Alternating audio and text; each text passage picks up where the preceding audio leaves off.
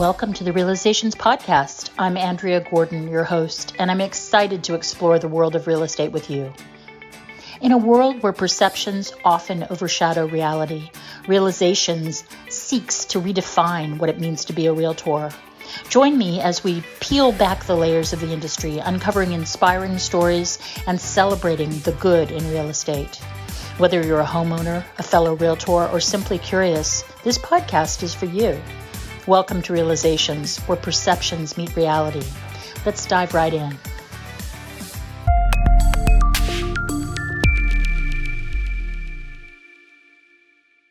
I'm talking today to Madison Twose, who is in Ontario, Canada, and she works both in Canada and Michigan, which is right across the border.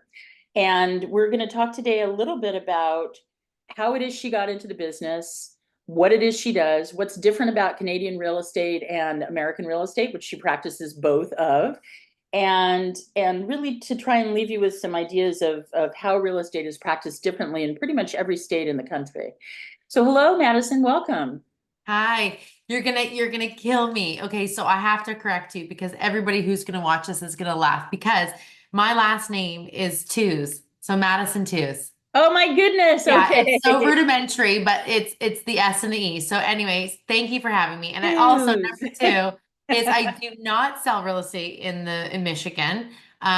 We have a very unique kind of way in which our markets overlap in terms of things like our marketing because of our proximity to the states. So what we see, happening in the US market, because we're a border town, we have to be very kind of in the know of what's happening because obviously these two things will intermingle, and the information that our clientele and clients are receiving are kind of both. So just to clarify, I didn't want to.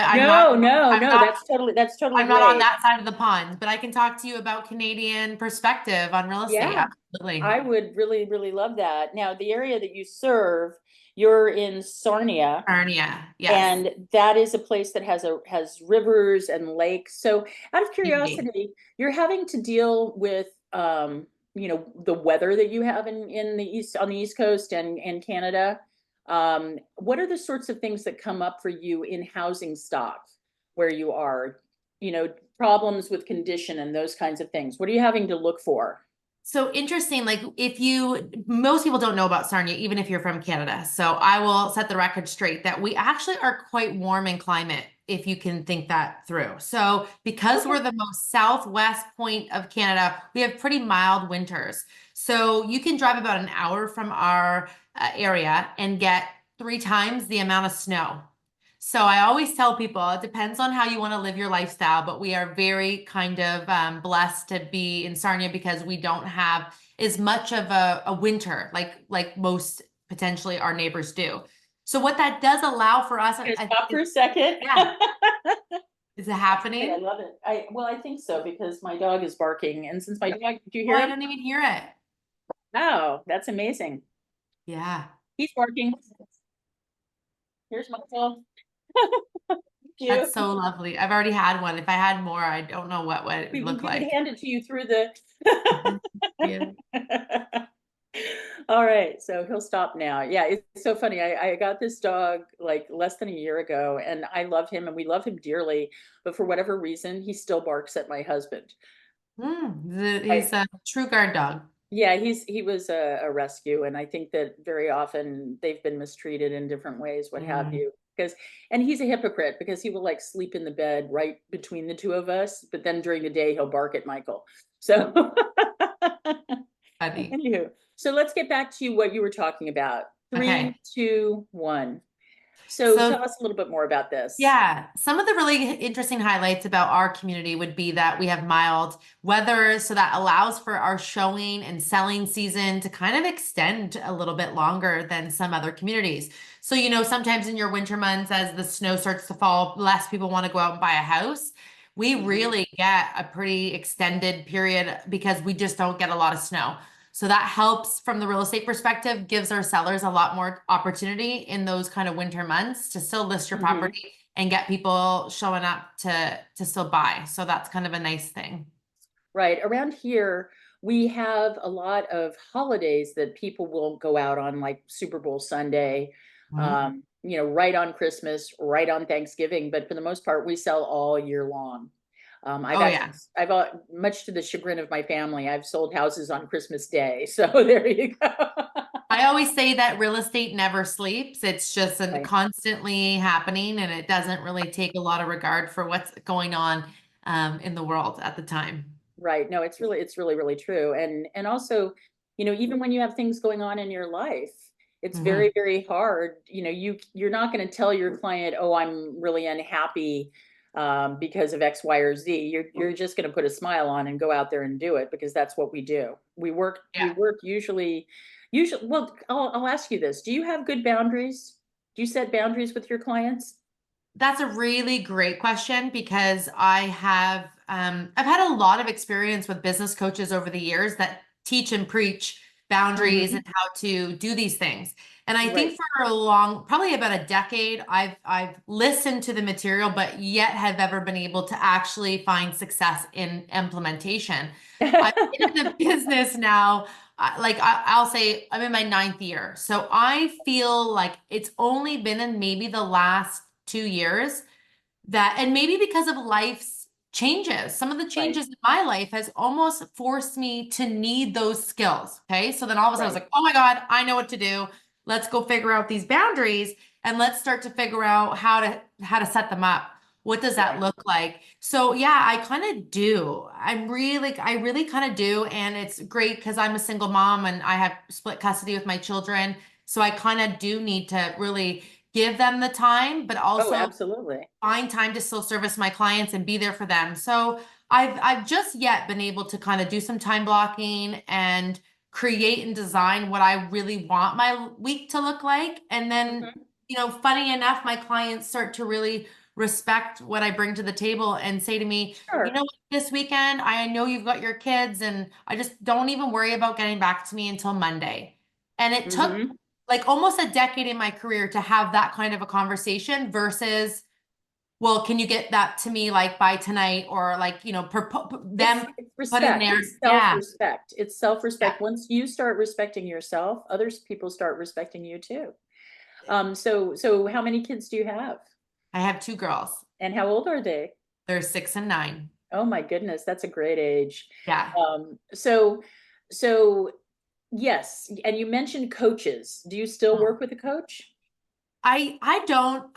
And I feel like coaching is always something that is such an intricate part of getting to where you want to be, right? And Mhm. being having that access to someone that's already done it and paved the road. So I am in some coaching. I think what I've now started to do is I've done like almost a decade of it. So there's so much, she used to call it shelf help. So you get the course, you show up, but then you just stick it over here and you don't do anything with it.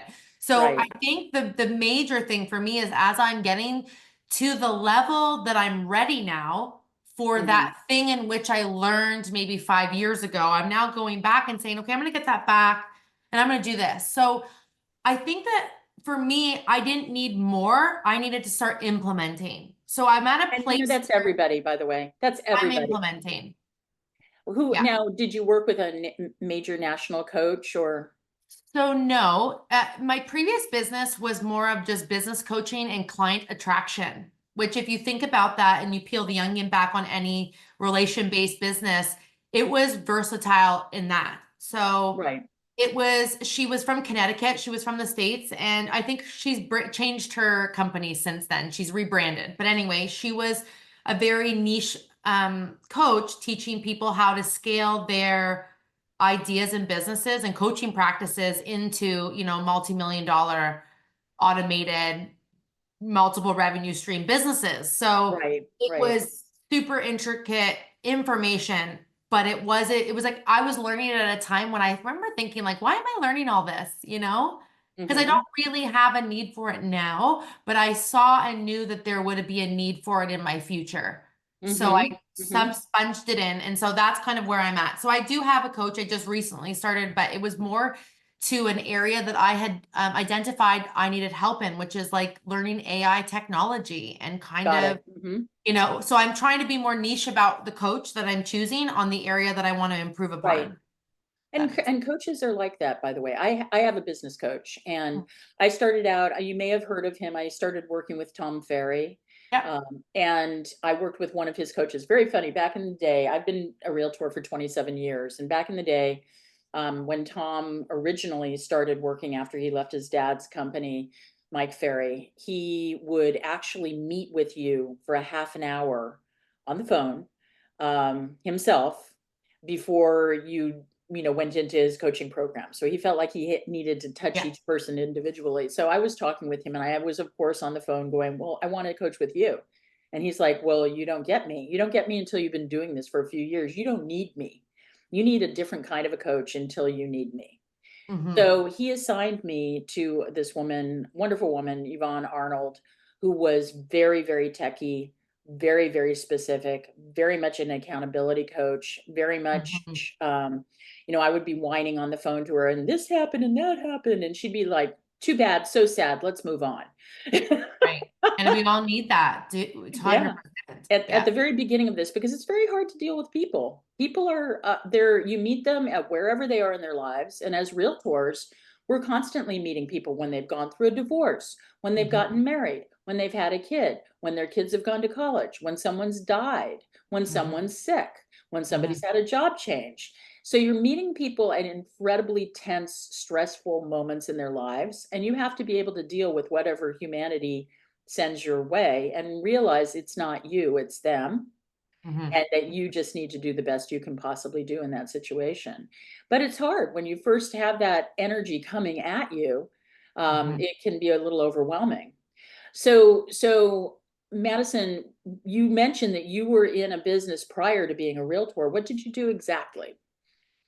It was a quick service food franchise. So my mom had kind of began the business and wanted to Mhm. scale it and kind of um, add locations and really scale the business into a bigger organization. So I kind of was just able to have that opportunity to do that with her. Very So cool. just really good business knowledge, right? That I was able to get hands on. That's wonderful. Now, do you work with a marketing team?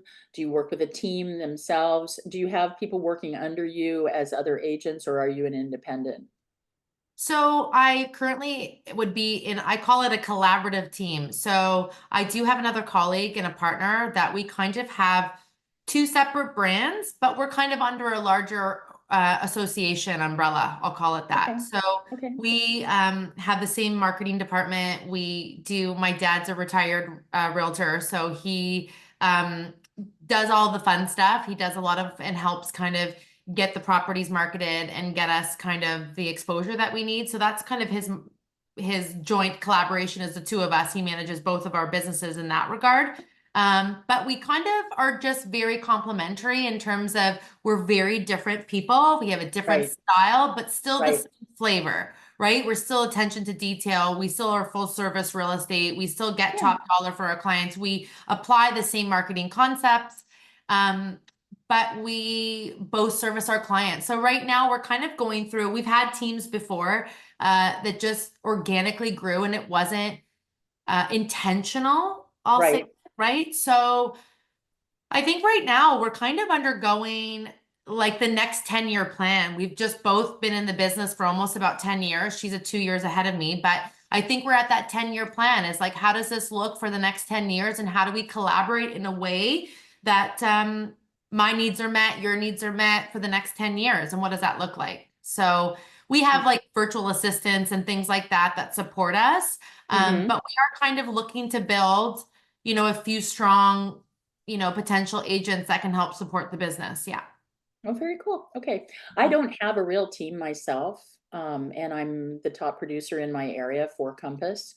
I have an assistant that I Mhm. pay. She's an employee, and then I have people that tend to refer business to. I work certain price points. I don't work others.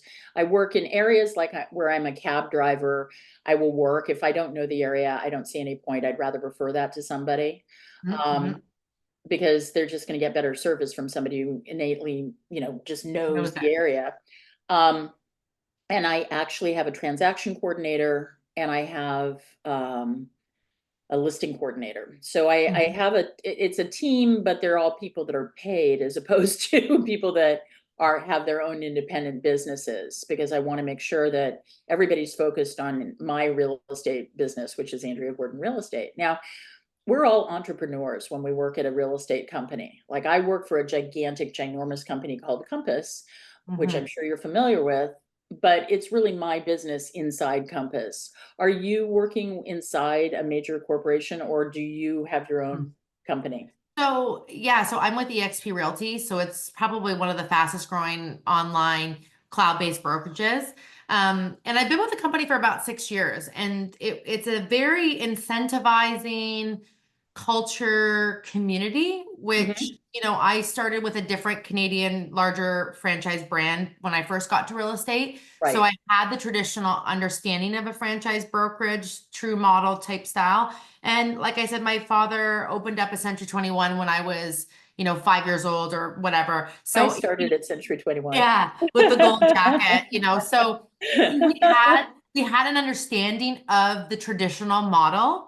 And then it was my dad that kind of said to me, you need to look at this cloud-based brokerage, because technology is changing the world. Like, and Right. not to say that he was older, but like, he learned Facebook when I don't know, he'll probably tell the story better, when he was like 60, because he knew it was such an impactful platform for us as, entrepreneurs, us as brands that we wanted to build a brand. Like, he had Right. such a good understanding of how to build a brand that I just said, I'm gonna, and he was successful in his past. So I was like, I'll just do whatever you did for his wife, essentially my partner, and I want to do that same thing. So yeah, he's been able to help us do that in terms of that marketing. That's great. Yeah, no, one of the reasons I went to Compass was because of the technology. Yeah. The technology is moving so quickly. I mean, they just brought out a reverse prospecting tool at Compass that is ridiculous. And I tried it out immediately. I'm old, so I'm not like you. I'm 67, and so when I'm looking at things, there's like a little translation that occurs, because we didn't have computers when I was a kid. I mean, there were computers, but they were like at NASA and stuff, So, I'm one of those people that drove around with the Thomas Guide in my lap with a cell phone that was as big as a shoe. Yeah. And there wasn't an MLS that was. He lived through all of it. He did real estate before there was fax machines. Yep. Okay. Yep. So Okay. I think he realized that, technology is going to make it so much easier to do your business. So you need to like just lean into that. So EXP is just, and in terms of also like, not only does it have lots of technology, but it came down to, it's funny, when I was starting to pick my brokerage, you started to ask these questions, how much am I paying you? And what do I get from that? Like, what's that value? The same way that a client comes to us as a listing agent and says, okay, well, I'm going to pay you, but why should I pay you versus what do I get for that? this other guy, right? Yeah. And when I asked that question, I think that's kind of when the incentivizing their agents to be top producers started to kind of like pique my interest, because my dad said to me, you're gonna sell a lot of houses. So we need to be thinking about what makes sense for us as we grow and want to continue to grow. Like, I don't like to have a ceiling on how much money that I can make or how many people I can serve. And how that brokerage works for me is really important in that growth. So, they have an icon program, which kind of just, gives you back all the money that they pay. So it's kind of funny when you really do the math. You say, the question is, how much money does your brokerage give you when you're a top performer? Most people don't say sheerly the numbers that we can say, well, I get it all back because I'm a top producer. Most people don't understand all of the economics behind, like, that's the other thing that happens. Your clients, they look at the commission that they're paying you.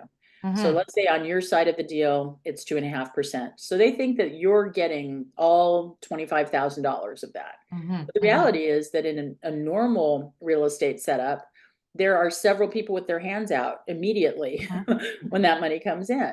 One of them is going to be the main company itself asking for a certain percentage. Your company will ask for whatever your split is, and they range from 50 to 95%, depending on whatever your deal is with them.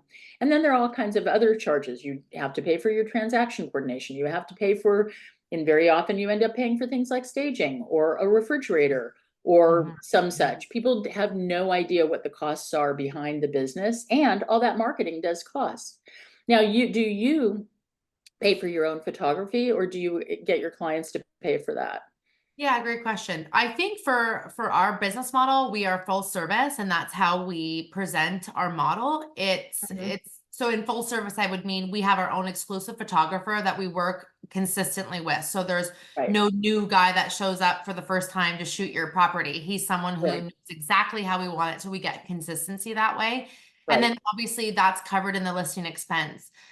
We also do a ton of paid ads and things like that on social media, trying to target and get those properties in front of the right people who are looking, which I feel like is an intricate kind of, not everybody gets it set up to be able to do that. Not every agent is versed in that world to be able to utilize that tool as well as some others. So and we do traditional things as well that we kind of really do go above and beyond. Like we're on the radio promoting your property, it's on print ad. There's lots of ways. So when we actually do like I was mentioning to you, that some agents do charge more, and it's surely usually because what they offer, that actual value that they bring to the table, is like a package of things that aren't normal to the everyday agent. So it's like, that's why we're paying extras, because we want top dollar, and we know, and I think life should show you that the harder you work, the more you put in, the more you plan, the more you prepare, the more you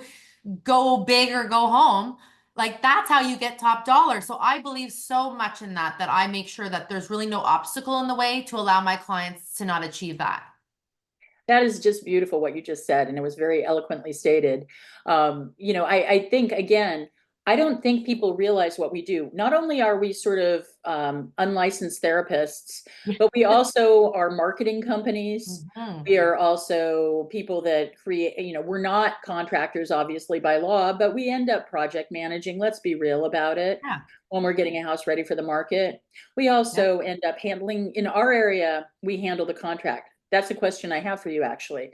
In Canada, do you finish out the contract, or does an attorney come in at the end of the transaction? Or so, obviously the preliminary offer and agreement and things like that go under our care. The good thing about our market, because it's a smaller market, we're able to really access and utilize the same professionals over and over that we have strong relationships with.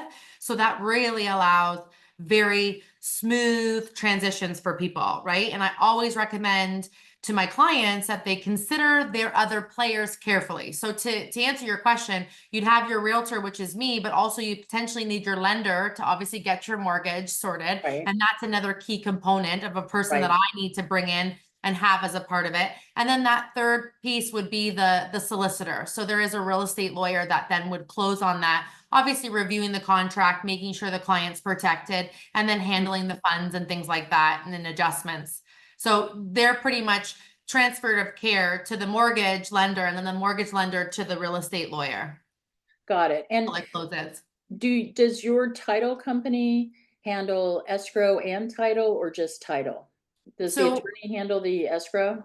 So the real estate lawyer will handle that. And so that's kind of where it differs slightly from US to Canada. So that's a process is slightly different, but yeah, they handle things until closing. And then we have, I don't know that you guys have this, but we have title insurance on all of our mortgages. Yeah, you do. So that's kind of really all the title company really does and performs, but the lawyers do most of the It's so fascinating how it's different in so many different places. Like in Southern California, the realtor shows the property, writes the contract, but the escrow and title company handle all of the paperwork to get the property to closing. An attorney does not get involved. In my part of California, I write the contract and there is no attorney involved. And we go all the way to close of escrow with me getting all of the forms together on every transaction. And the title company really just handles title and money. So it's where the money's, you know, the repository for the money. They're also a neutral party, of course, between the buyer and seller, like always. But we do basically twice the work that the people in Southern California do. My sister was selling 4 houses in Southern California many, many years ago. And like a chump, I decided to go help her. This is before I realized you should just refer this stuff out. So I went and helped her, and didn't take any commission, by the way, I might add. And I was constantly getting, you know, these title people laughing at me because I was so used to handling all the paperwork. Yeah. They're like, no, we handle that. No, we handle that. And I'm like, what do I do? You know? Yeah, they're like, you're hired. We'll take her. Yeah, so that's really fascinating to me. And it's the same in New York. Oh, how long does a typical transaction take where you are? So from sale, like acceptance to closing day? Yes. So we're actually pretty quick. It moves quickly. So 30 days would probably be, I would say 30 to 45 is your average closing. Right. You know, some are longer and some are like the quickest you could probably turn it around is probably 2 weeks. Okay. Here it's like if it's a cash deal, you can close in 3 to 5 days if you have all your paperwork in order. Yeah, same thing here. If there's no lender involved, then it could happen faster. Yeah, And we yeah. funded some crazy deals that like, you know, and that's the one reason I use this real estate lawyer is because they can get it done. And you know that that's such a, you know, she's the last part to the link in the chain. Yep. You need to have someone willing to like bang down the doors, and she has. So, you know, yeah, absolutely. It's been done in shorter time frames. That's very interesting. Yeah, and I've talked to some people in New York, and sometimes transactions can take as long as 3 months there. Yeah, that how painful for some people. Like, waiting period. Even like you know how they sell one, even when they sell it, I have one that's literally just closing tomorrow, and we sold back in the summer. Like the process was long. Like even the process on the market was long for them, unfortunately, and then the closing was even longer. So for them, it probably feels like they've been in this journey for like over a year now, but it's only Well, been 6 months. But still, that's a long time. yeah, it can be. And also I do find that there are different stages people go through when they are buyers or sellers in relationship to how long their escrow takes. And it can striking while the iron is hot is usually a good thing. And when people are like emotionally up for it, and then sometimes they can get kind of cold feet or what have you. So deals fall out when they take too long in some cases, believe it or not. Oh yeah. Yeah. So We don't have that same rule. You guys have a rule of a cooling off period, correct? 3 days. We do not have that. That's interesting. That's Yeah. some valid information. You can be conditional upon something. I can be conditional upon this, but I'm still expected to exchange a deposit upon acceptance and still execute things. If they choose not to, and they can still get cold feet, essentially, but that has to be during their, you know, we have to usually kind of ask further questions. You can't just say, oh, I'm out. I just got cold feet. You really need to prove that you've executed some of these contingencies and there's a, you know, an actual issue or you're unhappy with something, but usually in our area, the buyer's investigations contingency is kind of like a get out of jail free card. So they can like drive by and not like the neighbor's barbecue or something and back out of the deal. You know, in our area, usually you put up 3% for earnest money as a deposit. And then that money potentially could be lost if the person doesn't finish the transaction and has no contingencies. Now, we have a lot of non-contingent offers in our area. How about in your area? It's shifted. We obviously came out of a market that there was like, that's all there was. And so since post-COVID, you know, we're starting to get back to kind of a balanced market, even though some other Canadian cities, bigger cities are seeing multiple offers again and probably no conditions in their offers. I would say in the smaller towns, depending on inventory and how that's really reacting, I think that you're not. So we have high inventory here in Sarnia right now. Just really late to the game, getting their house hopefully on the market and trying to get high prices. There's a mix of that going on, which then dilutes the pricing and lots of opportunity for buyers to negotiate. So that's kind of the situation. It's a hit or miss. You know, there was one the other day on the lake because we have lakefront property. And so something like that, if it gets priced right and the timing's good, it'll be snatched up with 4 offers in a day. Right. So you get situations like that. But then you also get houses that sit on the market for 3 months and they go through like multiple price reductions and you can't give them away. And So the other thing that happens that I think our public audience here doesn't understand is that when a house sits on the market that long and you're advertising it, you are paying for advertising for the entirety of the time that that property is on the market. And therefore, it can be very financially painful. I had one property that was on the market for almost a year. It was a big estate property. And so I had to do incredible photography for it. Lots of, aerials, drone shots, the whole shebang. And I was advertising it on a monthly basis in luxury magazines. Those are all like $4,000 a pop. So by the time that actually closed escrow finally, I was actually negative $7,000 on something that sold for almost $4 million, believe it or not. So managing your budget is hard to do when you have an unexpectedly long listing period. Exactly. And that's been happening a lot lately because I think people got so inured to the prices that we were all getting in 2021 when basically you could sell a paper bag.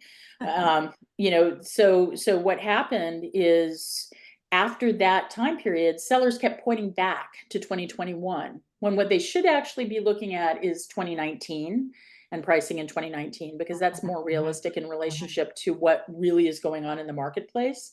And so you have a lot of sellers that are essentially testing the market right now.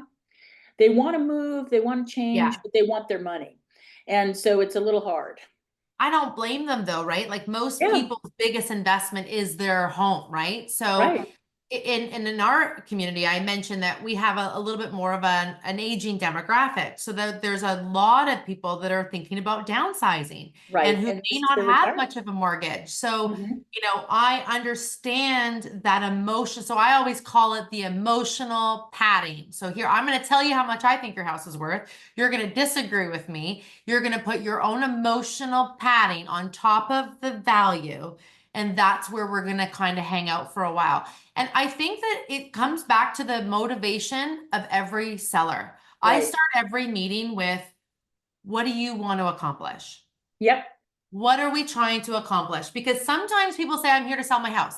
And if I don't ask what we're trying to accomplish, I don't think that I could best help you if I don't understand the goal. So I'm like, that's me and my like brain. I'm like, I need to know what the goal is. And then I will design using my tools and my system, the best way to kind of embrace the goal and like take you to that place. So that's kind of how I feel like I position it. And some people say to me, here's why: I need the most amount out of my house. I need this. This is my biggest investment. I'm going to have to live off of this money for the next foreseeable future.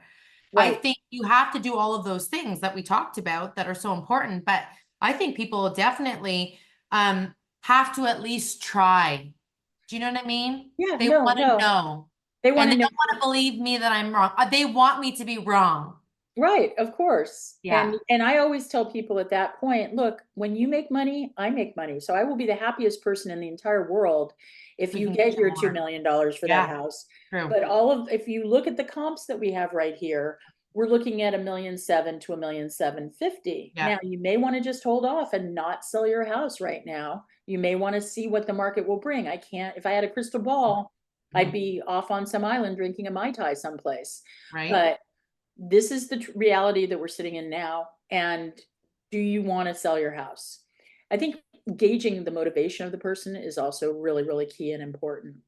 And I think having a plan, let's say the person says to me, and that sometimes happens, you know what, my goal is to get the most out of this house, and I have to ask for a high price so that I know that it's worth it or not. So I actually kind of help tailor a marketing strategy around that, but there's rules. Like, so yes, we can do this. You still have to do all the things. You actually probably have to work even harder. Right. We might need to really step up the game. Like, instead of not painting that room, well, I think we're going to be painting that room. And instead of not doing this, well, we might actually opt to do this. So we really might have to step up the game, but also there's a timeline that I would allow someone to test the market like that. Right. You know, this is how long I recommend you stay. We'll call it overpriced. And we watch the market. And I have this really cool, I don't even think it's in my office, this really cool like bullseye that I got from a team that I started with when I got into real estate. And I just thought it was the most visually impactful tool. And it was like a bullseye, right? Can you And send that to me later? I yes, would love I to have a will. copy of that.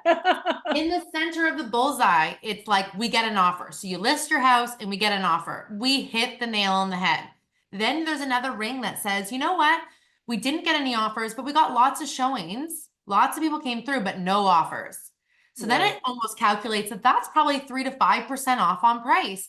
And then there's another one. You got a lot of drive-bys, no showings, like every scenario that possibly could happen on the I average love that. sale. It breaks it down. And I've done the math and I said, man, this thing is right. And then Yeah. that helps gauge what we should do in terms of our price reduction or how we should react to the, and obviously the expertise of your agent comes into play, right? Then I use this tool and I add all this amazing, great stuff on top of that. And then we make the best decision. So That's awesome. That's super I will awesome. send it. It's a cool one. You are just absolutely wonderful. I cannot tell you how much I appreciate you and your energy, and I can tell you are a completely kick-ass agent. If somebody wants to buy in Sarnia, how do they get a hold of you? Yeah, so I'm online quite a bit, so they can find me on both platforms on Facebook and Instagram. Sell with Madison, Madison, only one D. I was named after President Madison. That's very American, right?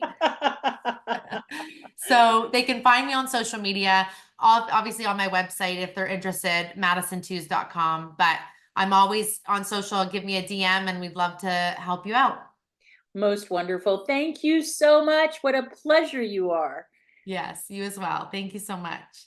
All right, great. Well, that's it. That's what we do. Hey. That's a beautiful podcast. And you can use this for your own social media when it comes in. You're much more fun to look at than me. They will be focusing mostly on you. So I have a question. I'm going to cut you Sure. off. What has your experience been like with this company helping you do this? Because I think the reason why they keep asking me to attend others and do this is They want you to. I want they me to want do you to. this. But you know what? I want to do it. They're wonderful. They're really wonderful. Okay. They stay in contact. They're smart young guys. Do they help you? Like obviously they found me. So how much do you have to pull the tow rope to get your people? And how often do you do if that? I wanted to, and by the way, I would love to come on your show and I'll actually wear makeup then. Okay. But if I wanted to, they could probably just populate it with as many people as they can get. I actually, because of my particular political bent on the show, I do curate quite a bit and get people like, I was invited to a party with Robert Revkin. And I went up to him and asked him, and he's going to be one of my January guests. So then you just send like his contact to whoever your booking person is, and they'll follow up. Yeah, and they'll follow up. And they do all the editing for you, and you're happy they do all with the editing. They Yeah. created my background for me. Yeah. They yell at me because I don't have enough light. So I need to do. Oh, here, you don't even need to show you. I'll show you my picture. I don't know if I can. I'll show you my picture because I just got, it's on Amazon. It was only $100. It wasn't even that much, but I figured, like, I think my lighting looks pretty damn good. Like, it's awesome. You look fantastic. I'm a photography major, so like I can do lighting. What's your cell phone number? It's 510-421-6818. 6818? Mm-hmm. It's an 18-inch. It's a big one, and it has a stand on it, so I can do like, and it has like a phone clip, so I can do like videos of standing and talking if I'm going to do content and stuff like that. But it's so big that I also sometimes wear glasses like you, so I need it to be up high, like way up here, so that I don't get the big rings in my glasses. Right, or off to the side. So I got a really big one because I feel like the bigger it is, the less. Well, your lighting is beautiful. It looks exquisite. So yeah, and I think that this is a very versatile, and it like changes the color and the brightness. Like it's a good one for $100. Cool. Found it on Amazon. I really appreciate it. I'm using my office lamp. I don't know if you yeah. And there's also really cool ones too. I've seen that they're like this size and they like clip onto your clamp onto your computer screen. So they're like kind of just like that. But I've been kind of toying with the whole, this maybe be the reason I could help actually get a podcast started. They make it so easy. It's like, you know, I don't know what they're going to charge you. I'm spending like $969 a month for very full Is service that with them. 4 or 2 a month? What are you doing? I'm doing 4 a month. Okay. So I think that we had talked about doing 2 a month to kind of get me, because I just was like nervous about really committing to doing 4. Yeah. So we had talked about doing half of them, and he was kind of into it. And I thought, just feel like this needs to be something I do. I haven't executed it yet. They make it so easy. They make Okay. it That's so good to easy. know. It's like ridiculous. And they're lovely people. I really like them very much. And it's one of the few times I've ever spent a considerable amount of money marketing something where it's really been worth it. It's, Really? yeah, yeah, yeah.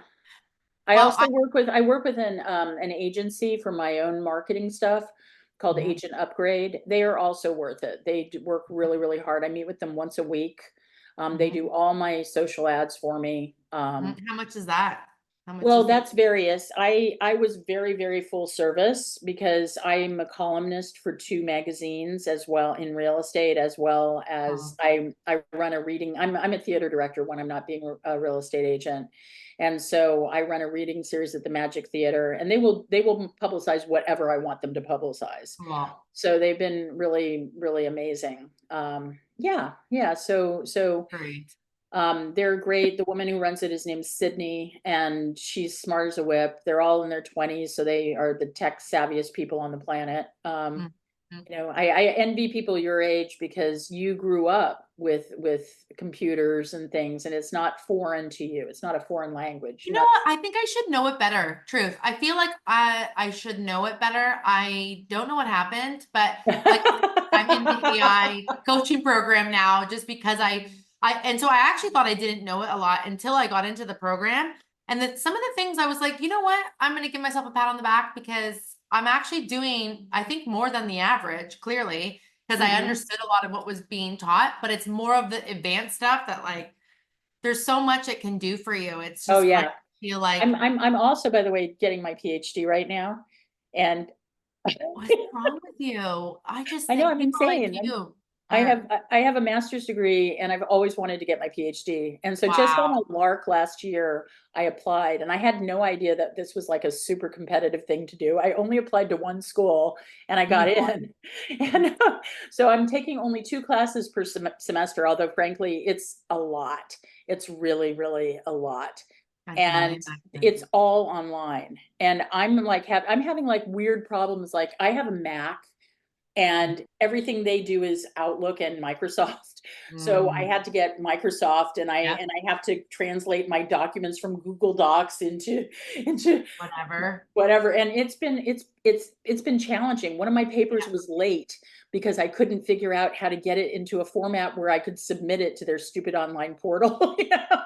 that's stressful. I know. That's the only downside to this business is that if you don't understand something, it really puts up a roadblock for you to Yeah, execute, right? yeah. Yeah. It Now, was kind of, go I was ahead. going to ask you guys, are you like affected at all by any of the clear cooperation stuff or any of that stuff? Do you know what I'm talking about? Oh, you're lucky. Okay. In Canada, do you have like we have the National Association of Realtors in Mhm, America. mhm, mhm. We In have Canada?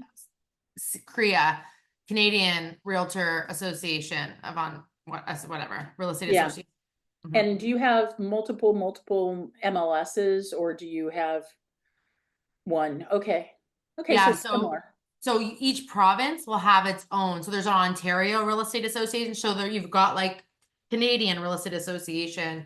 You've got the Ontario, BC. Each province would then have their own associations. And then within the organization of Ontario, there would be multiple MLS boards all across every city, kind Got of, it. Yeah, that's the or same as groupings here. of cities. Yeah. The same as here. Yeah, since our election, I've been fantasizing about getting Canadian citizenship because my mom was born in Winnipeg. So Don't move to Winnipeg. I know, I know. There's my family's Icelandic, and Oh, okay. a lot of them moved to this place called Gimli, which is dreadful. Have you been there? Well, I'm it's the a worst joke. Canadian. It's a joke because Gimli in Icelandic means heaven, and It's it's not. like an armpit of Canada. It's a horrible Well, place. we've been called the armpit of Ontario because we are like the topography goes like this. So like all of Canada comes down to this point, and this is us down here, and this is the bridge to America, right? So right. we're like the armpit of Ontario. And I'm like, yeah, I get it. But what we have is just to give you a perspective, you go to Toronto or Vancouver, our top two largest active real estate communities, your average price is probably like $1 million, $1.2 million, right? Now that probably seems low for you maybe, but then you come to Sarnia and it would be $500,000 to get a fully detached, like the average house is 500,000. So you're about 3.5 hour drive. So some people say like, wow, would you leave, the big city and go 3 hours out to save, $700,000? Well, my nephew just did that in California because things are insanely expensive here. I mean, I pay $22,000 a year in property taxes. 2,000. Are you on the water? I hope you're on the water somewhere. No, I'm just in Berkeley. I'm in Berkeley, California, and our property taxes are insane. Basically, they use us as a piggy bank. You have a big, ginormous mansion? Nope. Okay. Nope. So my house is worth about $2 million, but if I were to put it in Sarnia, it would probably be worth about 450,000, I'm going to guess. Yeah, our pricing is very affordable. Yeah. Yeah. My nephew just bought in a place called Valley Springs, California. Similar thing. His job is still in Pacifica, but he can work remotely 4 days a week. So he only has to come in 1 day a week. And he bought a house for $499,000 on 11 acres with a pool that's like 500 square feet bigger than my house. Yeah. Just because he's living there. So. Yeah. Yeah. That's like that almost everywhere in the big cities too. To kind of be affordable, you got to get out. But remote working has kind of changed the way we can. Except we can't remote work. That's the problem. You know what though? To a certain extent, I think that's my goal right now is to kind of get like a competent agent so that we can, like, I went on a conference for EXP, the conference, and I was out for like, let's say Sunday to Thursday. So most of the working week. And I had my virtual assistant, continuing to process the paperwork and sending the stuff and doing things. And I didn't even put a vacation away. I was just like, I got this. So I was just like responding in the morning to things, keeping up with the thing and just delegating. And then so the only real piece of the puzzle is having someone on the ground to handle the things that come up, or the buyers that I didn't see coming and now they want to go see a house and I can't get to it. But I'm trying to figure out that piece, right? Is that I want to be able to do other things, public speaking, maybe, doing some agent attraction to our company and start kind of focusing my time elsewhere. But I also don't want to give up the icon status. So it's going to be a juggle. So yeah, well, you're amazing. And whatever you choose to do, I can tell you're going to be completely successful in it. I just think you're adorable. So thank you so much for your time today. It really. Yeah, hopefully I see you soon and you'll be on mine. We'll talk. I would love that. I would totally love that. Okay. Take good care. Bye, Madison. See you later.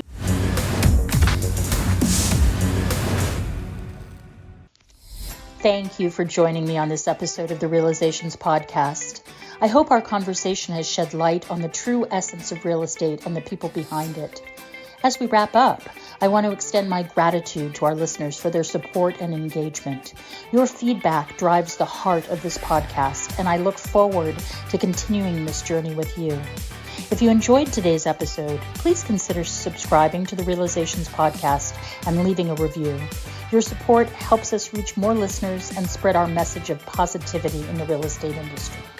Until next time, remember to keep an open mind, embrace empathy, and always seek the good in every situation. I'm Andrea Gordon signing off from Realizations. See you next time.